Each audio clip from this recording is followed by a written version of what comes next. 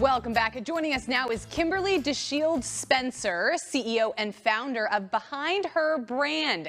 And she's the editor-in-chief of Behind Her Brand magazine, a magazine that tells the stories of businesses and career women. Kimberly, thank you so much for being here with us today.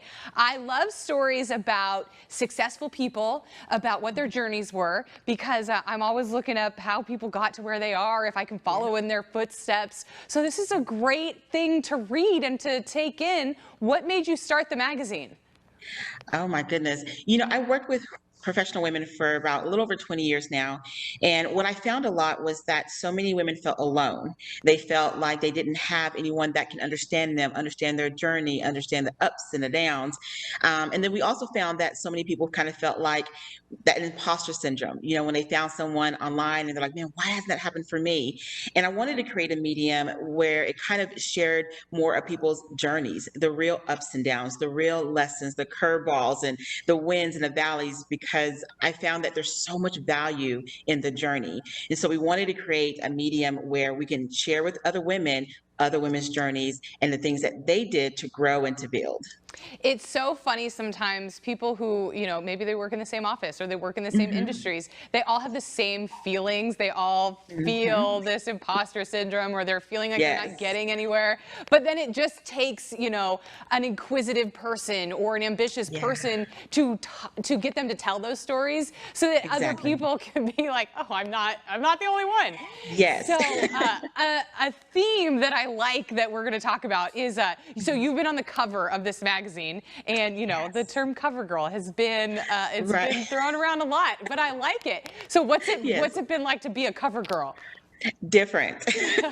um, I have to tell you, my team had to really talk me into it, because for so long, like some women, I'm not gonna say all, but we sometimes have hangups about our looks. We have hangups about, oh my gosh, I have the double chin, or I got this, or I got that going on. And so the idea of being on the cover was a little frightening. But then I started to really think about what it is that we're doing, and I started to really kind of just say, you know what, this is the whole purpose of it: is to show up real, to show up honest, and now being on it for a few issues, it feels good and it feels empowering, and it feels like a full circle moment for me where I stop like critiquing myself and enjoying the whole process of being on the cover.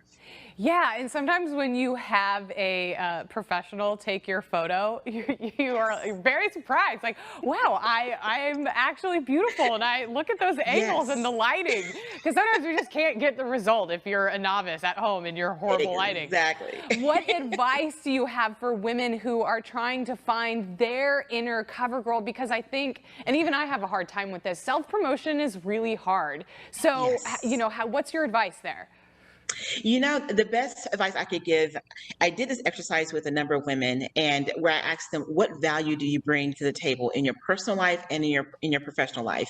And I challenged them to write 20 different ways that you show up in your respective spaces. And what I found in that is that when you start really looking through the value that you bring to the table and really feeling like, you know what, this experience really birthed this in me. This experience really helped me do XYZ.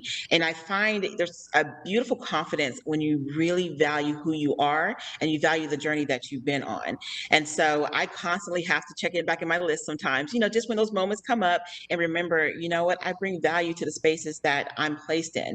And so I try to encourage women to do the same thing, not to shirk their value, not to dismiss it, and not to ignore it, like to really embrace it. And when you do, you show up differently. Yeah, because you can Mhm. get into a real dark hole if you are Yes. constantly ignoring the value that you bring to the world and to the space that you Yes. occupy. But one of your biggest Exactly. goals is to promote Mhm. and represent diversity. So tell us how the magazine does that. Yes. When I look at the word diversity for this magazine, it's not so much about race, color, and creed per se. What I really wanted to do is bring about different diverse careers, diverse niches, diverse experience, diverse expertise. I wanted to create a medium where women who may be senior level C-suite, women who are beginning their businesses, maybe there's a homemaker who said, you know what, I'm ready to step back into whatever their desire might be. I wanted to create a medium where we explored the different facets of growth in different sectors in different areas, and really learn from each other in that respect, and not so much to say that I can only learn from this particular group, because I believe you can learn from anyone. My personal belief is you always still should be a student.